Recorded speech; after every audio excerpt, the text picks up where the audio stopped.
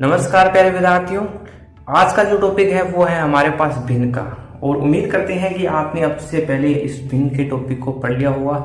एक बार हम इसका क्विक रिवीजन करने वाले हैं, यानी कि हम देखेंगे हर प्रकार के क्वेश्चन को किस प्रकार से आपको हल करना है और किस प्रकार के हम जो है वो सूत्रों की सहायता भी ले सकते हैं। तो सबसे पहले हम डेफिनेशन से शुरुआत करेंगे, यानी कि परिभाषा थे।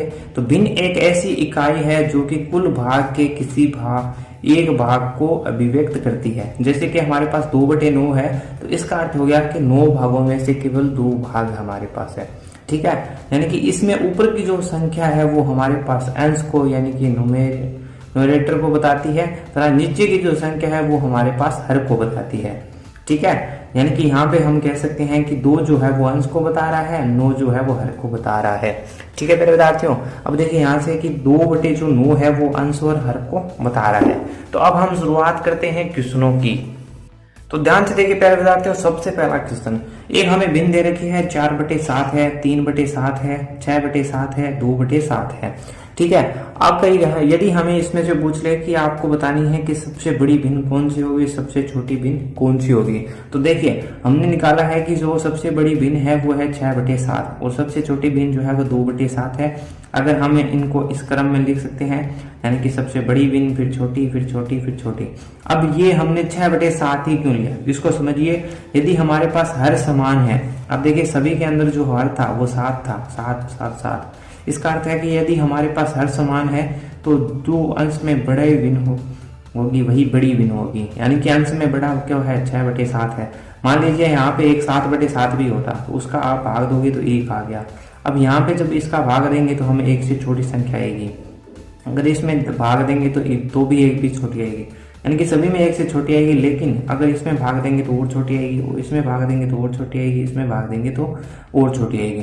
ठीक है, प्रश्न करने के काफी सारे हमारे पास तरीके हैं, जो हमें उपयुक्त लगता है हम उस तरीके से क्वेश्चन को कर सकते हैं। अब हम बढ़ते हैं दूसरे भाग की तरफ।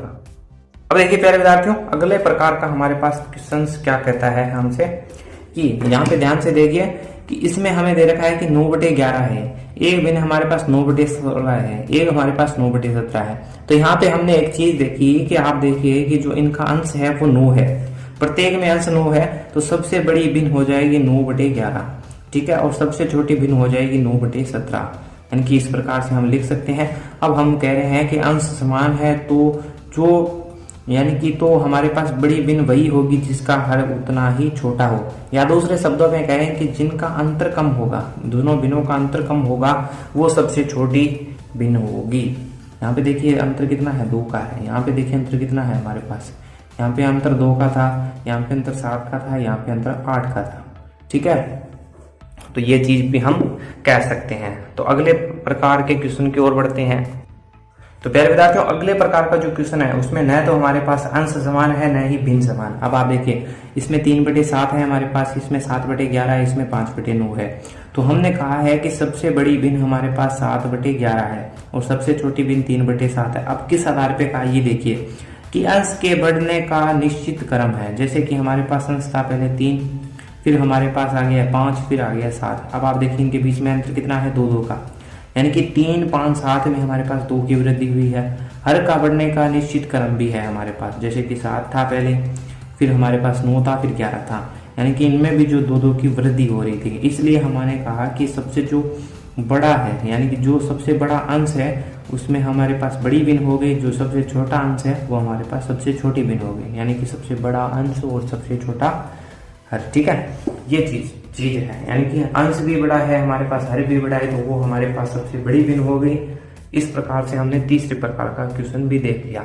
अब हम बढ़ते हैं चौथे प्रकार के क्वेश्चन से, जिससे कि आपको और आसानी से समझ में आए। चौथा टाइप का क्वेश्चन क्या कहता है कि हमारे पास 4/7 हमें दे रखा है, 10/19 दे रखा है, 7/13 दे रखा है, 13/23 दे रखा है। अब आप देखिए प्यारे विद्यार्थियों कि सबसे बड़ी भिन्न हो गई हमारे पास 13/25। अब किस कारण से हो गई, आप देखिए अंश में 3 की वृद्धि हो रही है और हर में हमारे पास 6 की वृद्धि हो रही है। अब असमान वृद्धि जरूर है, जैसे कि 4 से 7 की तरफ गए, फिर 7 से 10 की तरफ, फिर 10 से 13 की तरफ, यानी कि 3 का अंतर है। यहाँ पे 7 से 13, 13 से 19, 19 से 25, यानी कि यहाँ पे क्या हो रहा है कि जो अंश की वृद्धि है उसकी वृद्धि है, अंश की वृद्धि कम है किससे, हर की वृद्धि से, यानी कि निश्चित क्रम में हो रहा है, तो इसलिए हमने 13/25 को लिया है, यानी कि अंश बड़ा है वो हमने ले लिया है और हमारे पास ये प्यारे विद्यार्थियों बड़ी भिन्न हो गई। ठीक है, अब देखिए इस प्रकार का क्वेश्चन काफी अच्छा क्वेश्चन है। इसमें आप देखोगे तो न तो हमारे पास अंश समान है, न ही हमारे पास हर समान है, तो हमारे पास वो क्या रहा है, ये देखिए आपको आरोही क्रम पूछा है और न ही इनका जो अंतर समान है। जैसे यहाँ पे 2 आ गया, फिर 2 आ गया, फिर 3 आ गया, 5 आ गया, नीचे आप देखोगे तो 4 है, 5 है, 7 है, 7 है, यानी कि इनका न तो अंतर समान है नहीं। इस प्रकार के क्वेश्चनों को किस प्रकार से करेंगे, तो सबसे पहले हम क्या करेंगे, इस क्वेश्चन को हम कर सकते हैं पहले तरीके से कि हम पहले तो सभी के हर का एलसीएम ले लें। जैसे कि 140 आ गया और प्रत्येक संख्या से गुणा कर लें। जैसे कि 2/7 × 140 कितना आ गया, 40। ठीक है, 3/4 × 140 आ गया 105। फिर हमारे पास 5/7 × 140 हो गया 100। 2/5 गुणा करेंगे 100 से कितना आ गया, 56 आ गया। अब इसको हमने क्रम में लिख दिया। अब एक चीज और समझिए, अगर आपको कंफ्यूजन रहता है किसमें प्यारे विद्यार्थियों कि आरोही क्रम से कौन सा क्रम होता है, तो आप पढ़िए किससे, कि अवरोही क्रम की तरफ आप लिख लीजिए कि अवरोही क्रम। अब आप यहाँ देखिए आरोही क्रम में कितने अक्षर थे, हमारे पास 3 से थे, और यहाँ पे अवरोही क्रम में कितने अक्षर है, आप कहोगे 4, यानी कि ये क्या है, छोटा है, यानी कि 3 अक्षर है इसलिए छोटा है, और यहाँ पे ये क्या है प्यारे विद्यार्थियों, बड़ा है। तो आप क्या करोगे, छोटे से बड़े की तरफ बढ़ोगे। ऐसा ही अवरोही क्रम है, अवरोही क्रम में आप क्या करोगे कि बड़े से छोटे की तरफ बढ़ोगे, और यही चीज जो है वो निश्चित क्रम होता है। परीक्षाओं के अंदर आपको इस प्रकार की चीजें नहीं दिखने को मिलेंगे, आपको केवल जो है वो अलग अलग तरीके से मिलेंगे, यानी कि एक ऑप्शन तो आपको बिल्कुल ऐसा मिलेगा और दूसरा ऑप्शन इसका उल्टा मिलेगा, यानी कि इस प्रकार से आप अवरोही क्रम को समझ सकते हो। जिस भिन्न का मान सबसे कम है वो सबसे छोटी भिन्न है, जिस भिन्न का मान सबसे अधिक है वो सबसे बड़ी भिन्न है। तो प्यारे विद्यार्थियों उसी प्रश्न को हम दूसरे तरीके से कर सकते हैं, जैसे कि हमारे पास भिन्न को दशमलव में बदलेंगे। जैसे कि 2/7 है, अगर हम इसको भाग देंगे तो हमारे पास 0.28 आएगा। 3/4 में हमने भाग दिया 0.75 आया, 5/7 में भाग दिया 0.71 आया, 2/5 में हमने भाग दिया 0.40 आया। इसको भी आप लिख सकते हो जो कि जितना मान पॉइंटों में कम होगा, जैसे कि इसको मान लीजिए आप बदलोगे तो 28/100 हो जाएगा, 75/100, 71/100, 40/100, यानी कि इस प्रकार से आप लिखोगे तो ये भी हमारे पास भिन्न का मान हो गया। और अब सबसे अच्छी जो ट्रिक है उस ट्रिक से हम कर सकते हैं, उसके लिए आपको थोड़ा सा ध्यान से इसको समझना होगा।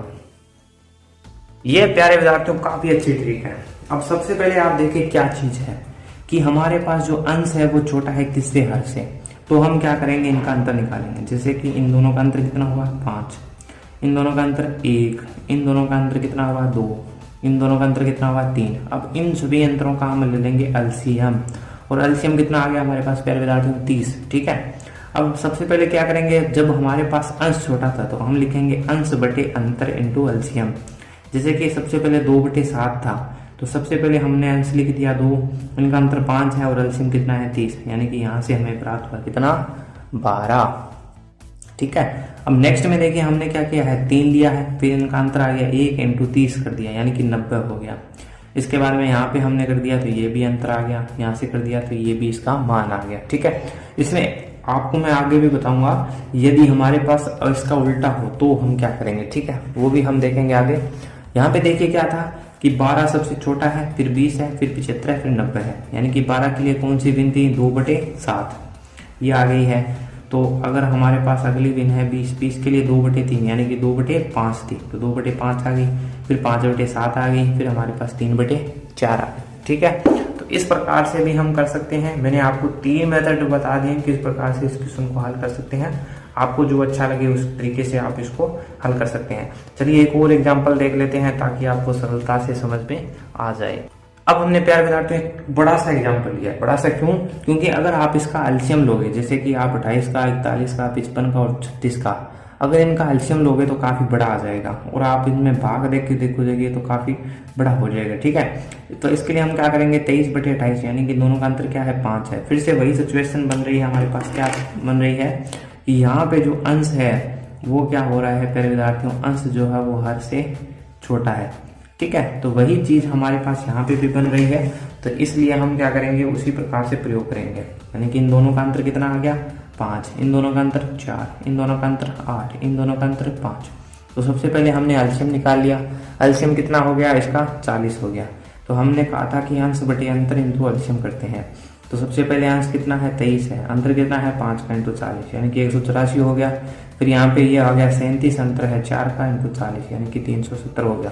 काफी आसानी से हमने इस क्वेश्चन को हल कर लिया।